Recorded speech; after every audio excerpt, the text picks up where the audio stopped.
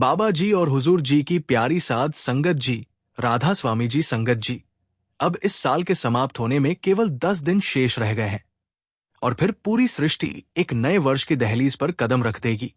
लेकिन इस 31 दिसंबर की रात को हर सत्संगी के लिए मात्र 2 मिनट का एक ऐसा सरल सा काम है जो अत्यंत आवश्यक है। यदि ये ना किया गया तो आने वाला समय कष्टों से भरा हो सकता है। जीवन में उलझने और परेशानियां बढ़ सकती है, तबाही आ सकती है। संगत जी, हम अक्सर सोचते हैं कि एक सत्संगी होने के नाते हम 31 दिसंबर की रात को क्या विशेष करते हैं। सच्चाई यह है कि अधिकतर लोग उस रात को किसी ना किसी तरह के जश्न में डूबे रहते हैं। कोई पार्टी में चला जाता है, कोई फिल्म देखने निकल पड़ता है, तो कोई अच्छे अच्छे व्यंजनों के लिए किसी रेस्टोरेंट का रुख कर लेता है।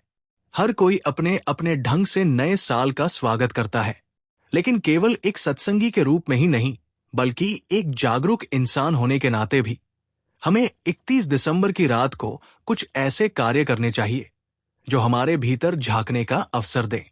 आज मैं भजन सिमरन की बात नहीं कर रहा हूं, क्योंकि भजन सिमरन तो हमें पूरे वर्ष हर दिन करना ही है, परंतु 31 दिसंबर की रात को एक ऐसा विशेष काम है जिसे किसी भी स्थिति में नजरअंदाज नहीं करना चाहिए।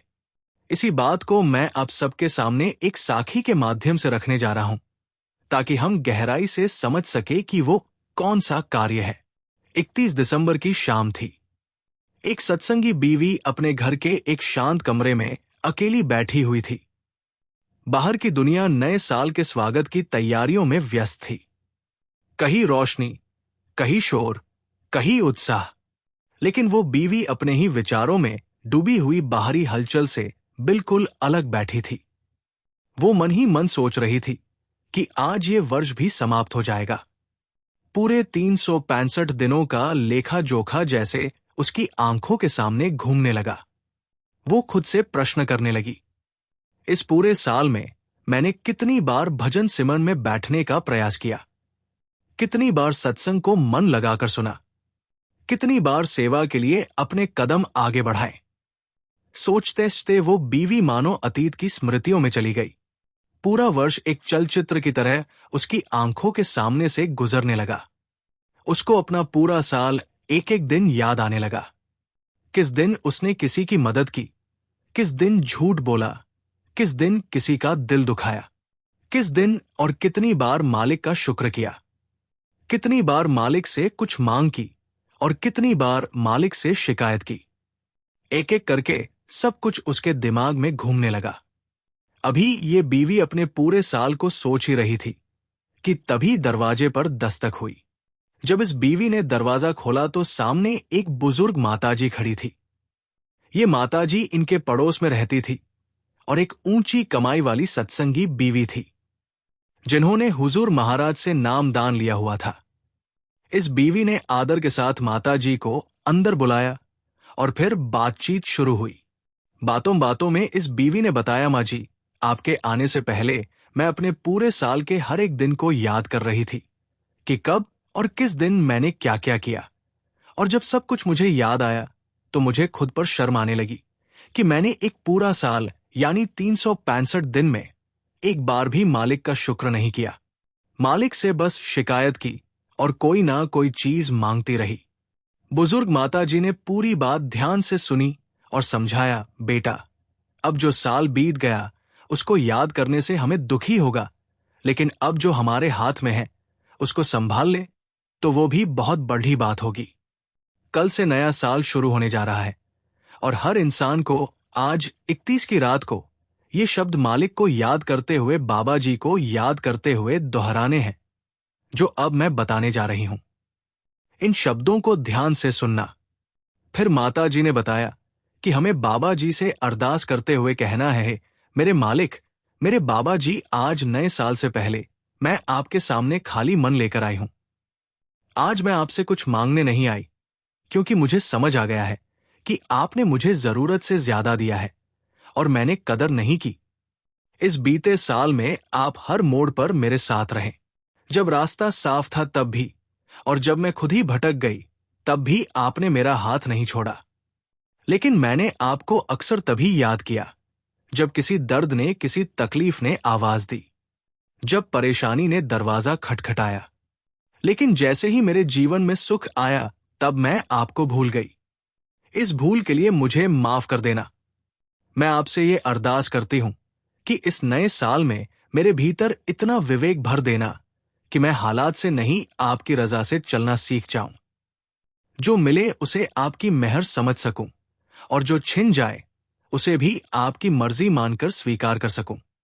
हे मेरे मालिक, मुझे ऐसा मन दे देना जो दूसरों की तुलना करने से, दूसरों की परख करने से दूर रहे, जो दूसरों की तरक्की देखकर जलने के बजाय दूसरों की खुशी में खुश होना सीखे, जो दूसरों की कमियां देखने से पहले अपने दोष पहचानने की हिम्मत रखे। हे मेरे मालिक, मुझे इतनी शक्ति देना कि भले मेरी लगन कमजोर हो, लेकिन मेरा भाव कमजोर ना पड़े। जब भी मेरा मन भटके, मुझे धीरे से वापस बुला लेना। हे मेरे परम मालिक, इस आने वाले पूरे वर्ष में ऐसा एक भी सप्ताह ना आने देना जब मैं सत्संग से दूर रह जाऊं।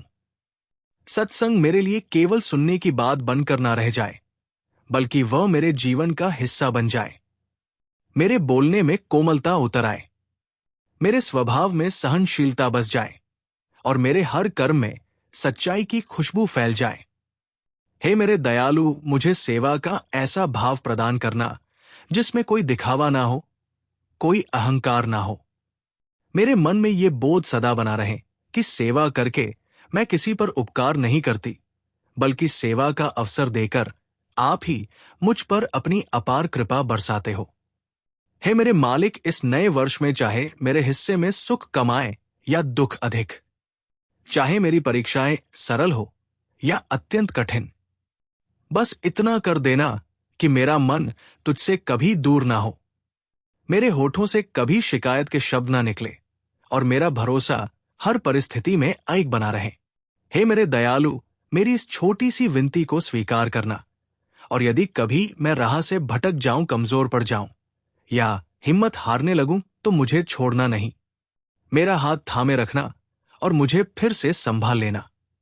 संगत जी, उस बीवी ने उस वृद्ध माता जी की बातें बड़े ध्यान और श्रद्धा से सुनी।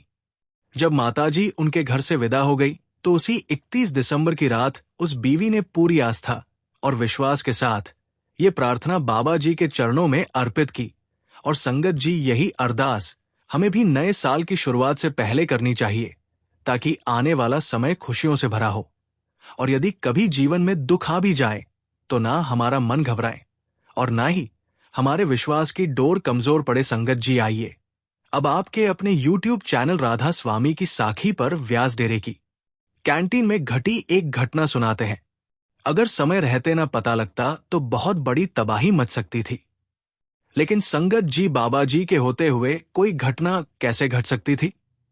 आइए डिटेल में सुनते हैं। उस दिन कैंटीन की रसोई में हमेशा की तरह संगत के लिए भोजन तैयार किया जा रहा था। हर सेवादार अपनी अपनी जिम्मेदारी पूरी लगन से निभा रहा था। किसी को पूरियां तलने की सेवा मिली हुई थी, कोई चाय बनाने में जुटा था, तो किसी की ड्यूटी सब्जी पकाने की थी। वही कुछ सेवादार कैंटीन की साफ सफाई में लगे हुए थे, ताकि हर व्यवस्था सुचारू रूप से चलती रहे। इसी रसोई में उस दिन संगत के लिए एक बड़े पतीले में खीर बनाई जा रही थी। एक सेवादार लगातार उस विशाल पतीले में बड़ी कड़छी चलाए जा रहा था, ताकि खीर नीचे से लगे नहीं और अच्छे से पकती रहे। वो पूरे ध्यान और जिम्मेदारी के साथ खीर को चलाता रहा। कुछ समय बाद जब खीर पूरी तरह तैयार हो गई, तो उसमें ड्राई फ्रूट डाले गए और फिर खीर को बड़े पतीले से निकालकर 2 बड़े ड्रमों में भर दिया गया, जिन्हें बाद में काउंटर पर रखा जाना था। सभी सेवादारों ने अपनी अपनी सेवा के अनुसार खाना पानी तैयार किया और तैयार सामग्री कैंटीन के काउंटर तक भिजवा दी गई। कुछ ही मिनटों बाद कैंटीन के दरवाजे खोल दिए गए और संगत अंदर आने लगी। जिसे जो चाहिए था वो उसी अनुसार काउंटर की लाइनों में लग गया। खीर वैसे भी अधिकतर लोगों की पसंदीदा होती है, इसलिए खीर के लिए अलग से 2 काउंटर लगाए गए थे। दोनों काउंटरों पर लंबी लंबी कतारें लग चुकी थी। सेवादार ने सबसे आगे खड़े भाई को खीर देने के लिए जैसे ही अपना हाथ आगे बढ़ाया, उसी पल उसके पास कोई आया और उससे कहा कि खीर अभी संगत में नहीं बांटनी है, जब सेवादार को बताया गया कि ये हुजूर महाराज जी का हुक्म है, तो उसने बिना कोई सवाल किए तुरंत उस आदेश की पालना की। जिस भाई को सबसे पहले खीर देने वाले थे, उसे भी रोक दिया गया। इस बात से कतार में खड़ी संगत को थोड़ी नाराजगी हुई। माहौल बिगड़ता देख सेवादार ने हाथ जोड़कर सबसे विनम्र निवेदन किया और संगत को समझाया कि थोड़ी देर बाद खीर दोबारा बांटी जाएगी। अभी ऊपर से हुक्म आया है कि खीर का वितरण रोक दिया जाए। सेवादार की विनती सुनकर संगत भी शांत हो गई और सबने संयम बनाए रखा। कुछ ही समय बाद एक और सेवादार कैंटीन में आया और उसने आकर नया संदेश दिया। उसने कहा कि काउंटर नंबर 2 पर रखी खीर को संगत में बांटना शुरू कर दिया जाए, लेकिन काउंटर नंबर 3 पर जो खीर का ड्रम रखा है, उसे डेरे के पीछे खेतों की तरफ ले जाकर जमीन में दबा दिया जाए। ये आदेश सुनते ही खीर की सेवा कर रहे सेवादार के मन में हैरानी और उलझन दोनों पैदा हो गई। वो सोचने लगा कि इतनी मेहनत से बनाई गई खीर को आखिर मिट्टी में क्यों डलवाया जा रहा है। लेकिन ये हुजूर महाराज जी का हुक्म था और हुक्म के आगे किसी की अपनी समझ नहीं चलती। आज्ञा का पालन करते हुए 2 सेवादार उस ड्रम को, जिसमें खीर भरी हुई थी, उठाकर खेतों की दिशा में ले चले। वहां पहुंचकर जमीन में एक गहरा सा गड्ढा खोदा गया। इसी बीच आसपास मौजूद थोड़ी सी संगत भी वहां आकर खड़ी हो गई। लोग आपस में धीमी आवाज में चर्चा करने लगे। इतनी अधिक मात्रा में खीर को जमीन में क्यों डाला जा रहा है? आखिर इसके पीछे कारण क्या है? दोनों सेवादारों ने पूरी ताकत लगाकर उस भारी ड्रम को उठाया और गड्ढे के ऊपर झुका दिया। जैसे ही ड्रम को उल्टा गया, खीर के साथ साथ एक मरा हुआ जहरीला सांप भी बाहर आ गिरा। ये दृश्य देखते ही वहां खड़े सभी लोग सन्न रह गए। कुछ पल के भीतर ही ये बात आसपास खड़ी संगत में फैल गई और हर किसी को समझ आ गया कि खीर के साथ वास्तव में क्या हुआ था। जब कैंटीन में खीर लेने के लिए कतार में खड़ी संगत को यह पता चला कि महाराज जी ने खीर इसलिए रुकवा दी थी क्योंकि उसमें सांप था, तो वातावरण पूरी तरह बदल गया। लोगों की आंखें भर आई, कई संगत रो पड़ी। हर ओर यही चर्चा होने लगी कि महाराज जी ने अपनी संगत की रक्षा की है। अपनी कोठी में बैठे बैठे ही उन्हें यह ज्ञात हो गया था कि खीर के ड्रम में सांप है, और उन्होंने एक भी संगत को वो खीर लेने नहीं दी जिस सेवादार ने खीर बनाई थी और उसे ड्रम में भरा था। उसका मन भीतर तक विचलित हो गया। वो बार बार यही सोचता रहा कि वो तो पूरी प्रक्रिया के दौरान वहीं मौजूद था। फिर वो जहरीला सांप ड्रम के अंदर पहुंचा कैसे? उसी दिन वो सेवादार महाराज जी के दर्शन के लिए गया। भावनाओं से भरे मन के साथ उसने उनसे क्षमा मांगनी शुरू कर दी। उसने कहा, महाराज जी, शायद मुझसे कहीं कोई भूल हो गई। उसी कारण वो सांप ड्रम में चला गया और मुझे पता तक नहीं चला। ऊपर से गर्म खीर भी उसी पर पड़ गई। महाराज जी ने उसे शांत किया और बड़े स्नेह से समझाया कि इसमें उसकी कोई भी त्रुटि नहीं है। उन्होंने कहा कि उस सांप की मृत्यु इसी प्रकार लिखी हुई थी। महाराज जी ने सेवादार को समझाया कि वो अपने मन में कोई अपराध बोध ना रखे और स्वयं को दोषी न माने। संगत जी, अब आपको व्यास डेरे के लंगर घर में हुई एक अनोखी घटना को हम आपके अपने YouTube चैनल राधा स्वामी की साखी पर सुनाने जा रहे हैं। ये घटना डेरे में घटित हुई थी और इसका संबंध एक छोटे से बच्चे से है। ये बच्चा अपने पूरे परिवार के साथ उत्तर प्रदेश से डेरा आया हुआ था। परिवार की 4 नवंबर कैंटीन में सेवा निर्धारित थी, इसलिए वे सभी जत्थे के साथ डेरा पहुंचे थे। बच्चे के माता पिता नियमित सेवादार थे, इसी कारण उनका डेरा आना जाना अक्सर बना रहता था। वो बच्चा अपनी मां पिता और बड़ी बहन के साथ कई बार डेरा आ चुका था और सेवा के वातावरण से भली भांति परिचित था। जिस दिन ये अद्भुत घटना हुई, उस दिन भी पूरा परिवार जत्थे के साथ डेरा पहुंचा था और कैंटीन में अपनी सेवा निभा रहा था। देखने में वो बच्चा बिल्कुल सामान्य लगता था। स्वस्थ शरीर, चेहरे पर मासूम मुस्कान, बाकी बच्चों की तरह हंसना खेलना और अपने माता पिता के साथ सेवा में हाथ बटाना। बाहर से कोई भी ये अंदाजा नहीं लगा सकता था कि उसके जीवन में कोई बड़ी कमी है, लेकिन उस बच्चे के भीतर एक गहरी पीड़ा छिपी हुई थी। वो जन्म से ही बोलने में असमर्थ था। उसके माता पिता ने अपने शहर के कई डॉक्टरों को दिखाया था, बार बार जांच करवाई, हर संभव इलाज कराया, लेकिन किसी से भी उन्हें संतोषजनक परिणाम नहीं मिला। उम्मीद और निराशा के बीच झूलते हुए उन्होंने हार नहीं मानी। किसी परिचित की सलाह पर वे बच्चे को दूसरे शहर ले गए, जहां इस समस्या से जुड़े एक विशेषज्ञ डॉक्टर से मुलाकात करवाई। उस डॉक्टर ने बच्चे की विस्तार से जांच की, सारी रिपोर्ट्स देखी और पूरी गंभीरता से स्थिति समझाई। उन्होंने कहा कि ऑपरेशन करके कोशिश की जा सकती है और लगभग 80 से 90% संभावना है कि बच्चा बोलना शुरू कर दे। लेकिन साथ ही उन्होंने ये भी साफ शब्दों में बताया कि ऑपरेशन के बाद बच्चे के पूरी तरह यानी 100% ठीक हो जाने की कोई निश्चित गारंटी नहीं दी जा सकती।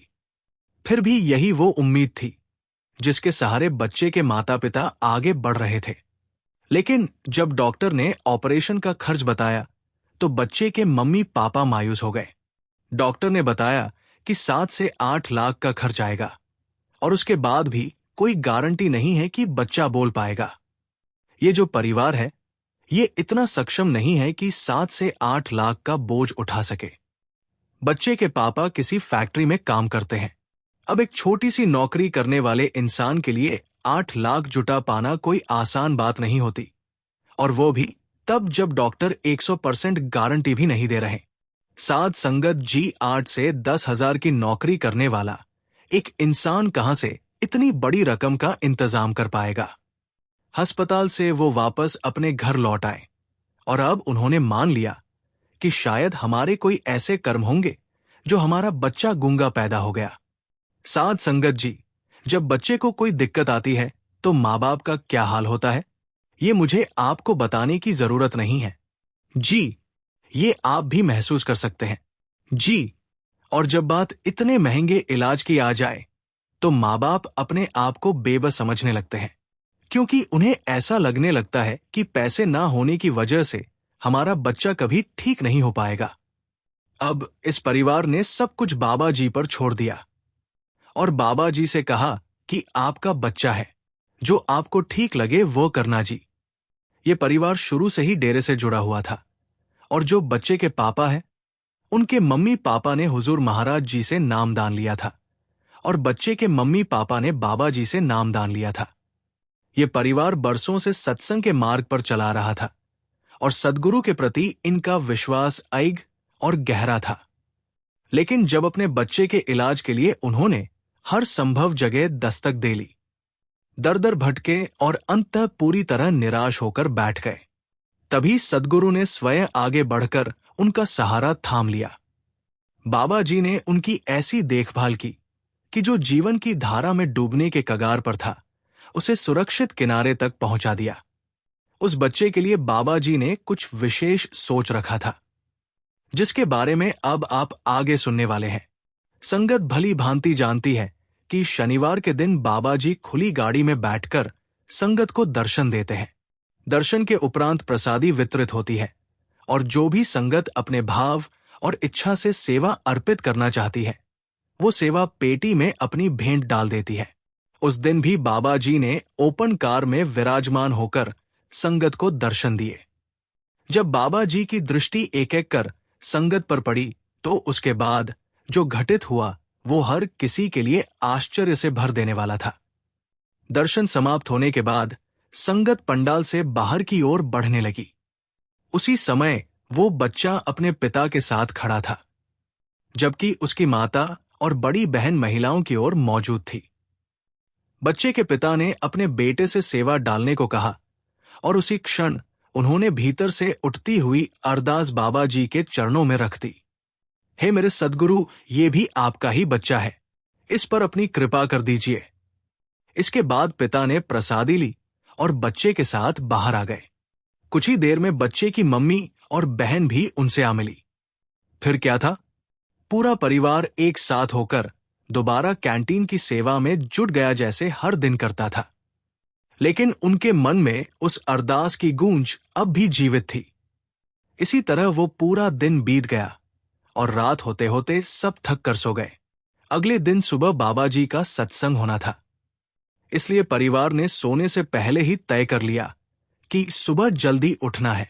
उन्होंने अलार्म लगाकर लगभग सुबह 5 बजे का समय सेट किया और फिर विश्राम करने चले गए। लेकिन सुबह अलार्म बजने से पहले ही लगभग तड़के पूरा परिवार अचानक जाग उठा।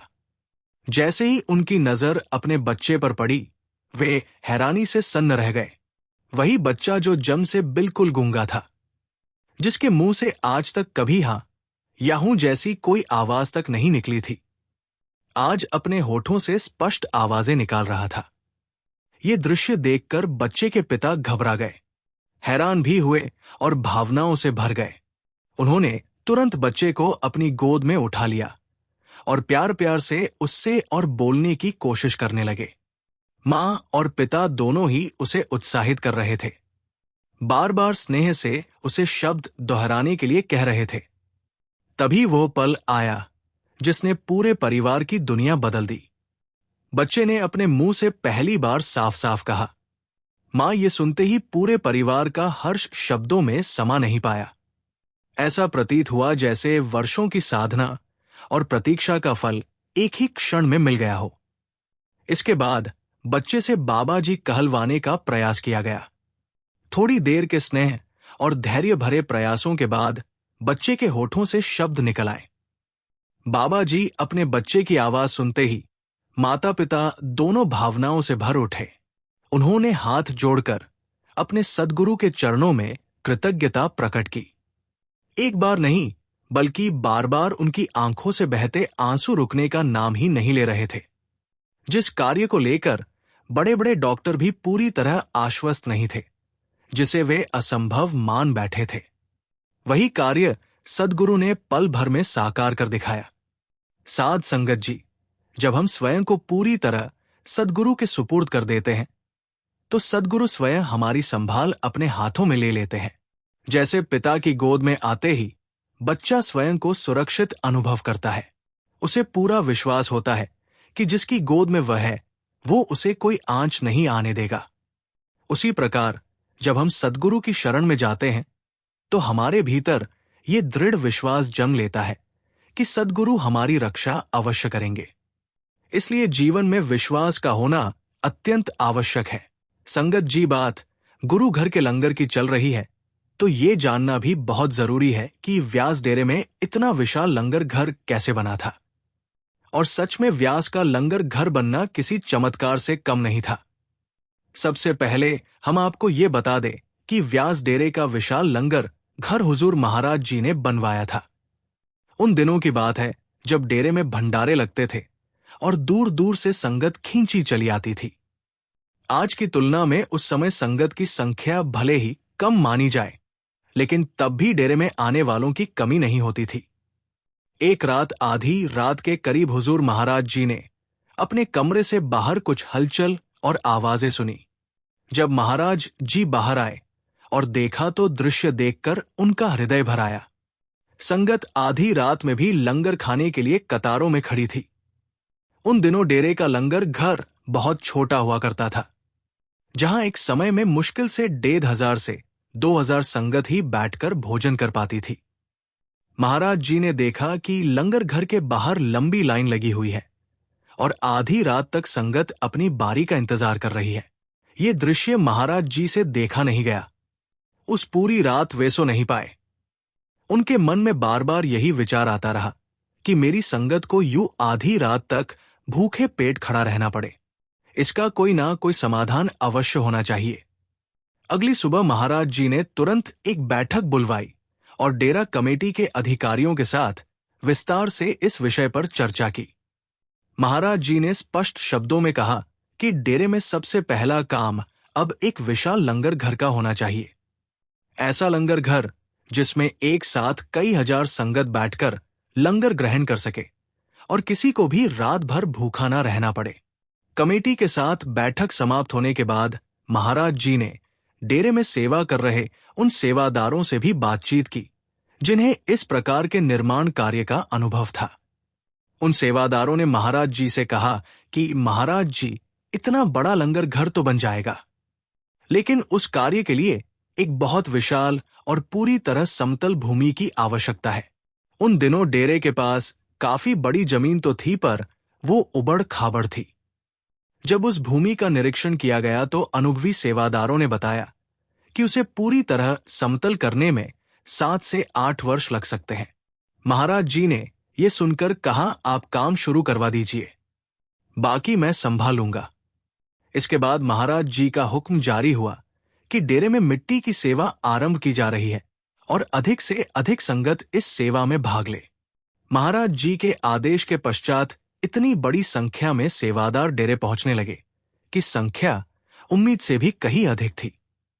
संगत के प्रेम और समर्पण से वो जमीन बहुत ही कम समय में लंगर घर के निर्माण योग्य समतल कर दी गई। जब जमीन तैयार हो गई तो वहां एक अत्यंत विशाल भवन बनाया गया, जहां संगत एक साथ बैठकर लंगर ग्रहण करने लगी। और आज वर्तमान सरकार बाबा जी के गद्दी पर विराजमान होने के बाद हम सब अपनी आंखों से देख रहे हैं कि डेरा कितना विशाल और सुव्यवस्थित रूप में विकसित हो चुका है। महाराज जी के समय नामदान के अवसर पर ये निर्णय स्वयं महाराज जी ही लेते थे कि किसे नामदान देना है और किसे नहीं। जब संगत नामदान के लिए पंडाल में आती थी तो जिनको नामदान नहीं दिया जाना होता, उन्हें महाराज जी के संकेत पर सेवादार बाहर जाने के लिए कह देते थे। ऐसे समय में कई लोग रोने लगते थे, लेकिन जब बाबा जी ने गद्दी संभाली तो उन्होंने नामदान की पर्ची देने का अधिकार सेवादारों को सौंप दिया। अब सेवादार संगत का साक्षात्कार लेते हैं और ये तय करते हैं कि किसे नामदान की पर्ची दी जाए और किसे नहीं। किसी ने एक बार बाबा जी से पूछा कि पहले महाराज जी स्वयं निर्णय लिया करते थे कि नामदान देना है या नहीं, फिर आप ऐसा क्यों नहीं करते? इस पर बाबा जी ने बड़े शांत भाव से कहा कि जब गुरु किसी को नामदान देने से मना करता है तो उसके पीछे कोई ना कोई गहरा कारण अवश्य होता है। लेकिन जिस जीव को नामदान के लिए मना किया जाता है, उसकी आंखों से आंसू बहने लगते हैं और मुझसे अपनी संगत का यूं रोना देखा नहीं जाता। इसी कारण मैंने ये अधिकार सेवादारों को सौंप दिया है। कितना अपार स्नेह और प्रेम रखते हैं। इसके बदले में क्या हमें भी गुरु के हुक्म का पालन नहीं करना चाहिए? गुरु तो अपनी संगत से केवल 2.5 घंटे का भजन सिमर ही मांगते हैं, लेकिन हम गुरु से तो अपेक्षा रखते हैं। संगत जी, अगर आपको ये जानकारी अच्छी लगी हो तो कमेंट बॉक्स में राधा स्वामी जी जरूर लिखें और इस वीडियो को अपने दोस्तों और सत्संगी भाइयों के साथ जरूर शेयर करें। राधा स्वामी जी।